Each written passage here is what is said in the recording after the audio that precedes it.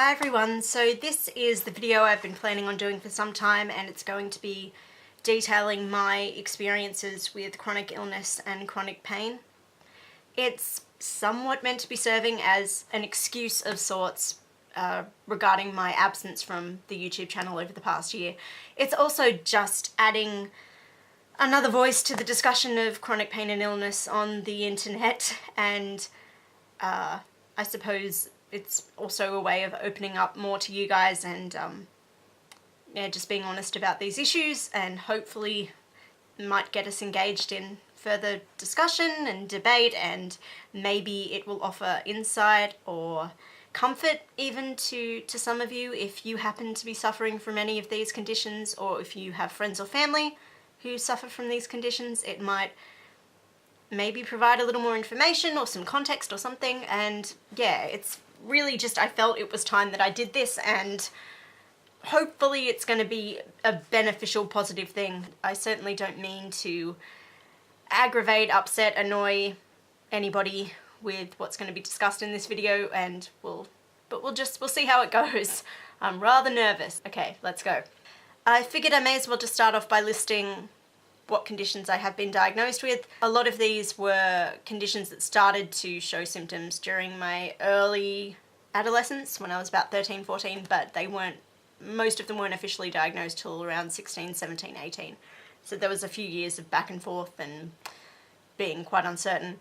And I'm not sure how you guys feel about this, but for me it's always just a massive relief to at least have a name and an actual diagnosis to attach to a set of symptoms, because at least then you can feel as though your complaints and your worries and what you're going through is legitimate and is recognized by the medical profession. Okay, listing what I have. I have irritable bowel syndrome, that for me personally consists primarily of intense stomach pain and cramping and spasming and very unpredictable bowel movements and bowel functions. Sort of linked to that is GERD, or gastroesophageal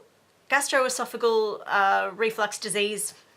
So reflux, indigestion, which for me is primarily just a strong burning sensation that can go all the way from like the very back of my throat all the way down to my upper stomach. And that's just acid, stomach acid leaking up into your esophagus and your throat and causing all manner of mischief, and especially reacting to particular foods and drinks. Okay, what's next on the list? Fibromyalgia. It's a muscular condition. Fibromyalgia is a tricky one, because some doctors will out and out describe it as being a disease or a condition. However, others tend to prefer to just say that the fibromyalgia is a label to stick onto a group of symptoms, so they don't like to classify it as being a disease in its own right. It's a bit of a wishy-washy subject amongst doctors throughout the world. Its symptoms mainly consist of muscular pain, although it can affect muscles, tendons, and ligaments. It's sort of like arthritis, except it doesn't affect your joints. So yeah, often just extreme pain. However, it also links through to severe fatigue, brain fog, which can be symptoms of short-term memory loss, lack of concentration, that sort of stuff. Dizziness, feeling very weak. A myriad of things can be attached to fibromyalgia. For me, I get all of the above, but especially the pain. Somewhat linked to the fibromyalgia is costochondritis, which is a condition affecting the cartilage in your chest, and it tends to have flare-ups in conjunction with the fibro, but it can be affected just in its own right. For a lot of people, costochondritis is just a temporary inflammation, but it can be a reoccurring thing for some people, and I'm one of those lucky ones. So it often can affect one side more than the other, and for me it's my left. So throughout my teens I was always convinced I had heart problems, or I was having a heart attack potentially, because the pain would be here. So yeah, that's just primarily, it's just severe pain in your chest and spreading up along here and sometimes below to your rib cage as well. One of my more recent diagnoses was Sjogren syndrome, which I had no clue what that was when I was told about it. But it's a condition that affects the salivary glands in your throat so that you don't produce enough saliva. Also, it can affect your tear glands, so there's not enough moisture being produced in your eyes, and so it essentially leads to just excessive dryness of your throat. Also can be incredibly dry eyes, dry nose, very dry skin. It's strongly linked to fatigue and dizziness as well. A lot of these symptoms overlap. I like to imagine that there's just a big apartment complex wherein all the different conditions live next door to one another and often come in and have parties. And I think that fibromyalgia probably lives up the top and is like, you know, has the penthouse and everyone likes to go up to fibromyalgia's floor and party. That's how I see it in my head. Another recent-ish diagnosis was vertigo, which I was relieved to at least be told that's what was going on, because I started to wonder why I was walking into walls and things. It's a much more excessive subgenre of dizziness, if you will, because you feel as though everything is spinning and you're standing stock still, and you also can't maintain the center of gravity and balance a lot of the time, hence why I was walking into walls. Sciatica, which is extreme back pain and tenderness in your lower back, sometimes can go all the way through to your buttocks and down into your legs and can reach your feet. That's sometimes hard to differentiate for me from the fibro, but if it flares up bad enough, you can certainly tell which is which.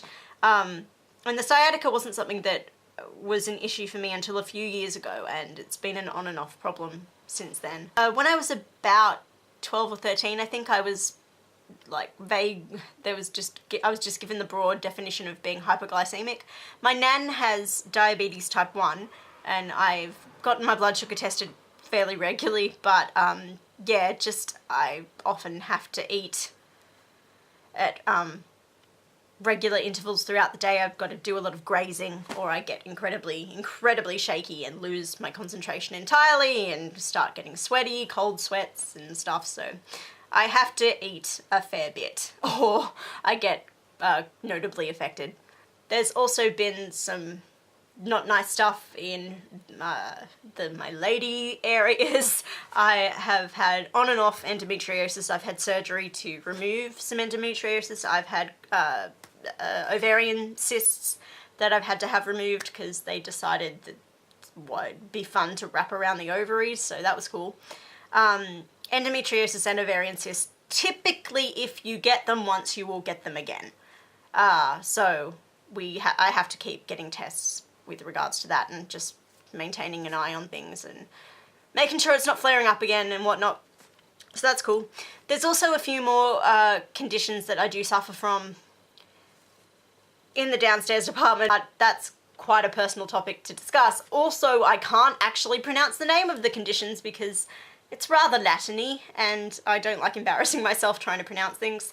But I shall be linking just general information about each of these conditions in the doobly-doo in my pants, so that'll explain it a lot better than I'm doing. There's other issues with my being a lady that certainly aren't pleasant. My body doesn't function very well enough as it is, and thinking that it has to extend into that area of my life as well can get a tad annoying. And then to add on to all of this lovely cake of fun and joy, understandably probably depression and anxiety and obsessive compulsive disorder, which I was very reluctant to accept that diagnosis when it was coming along.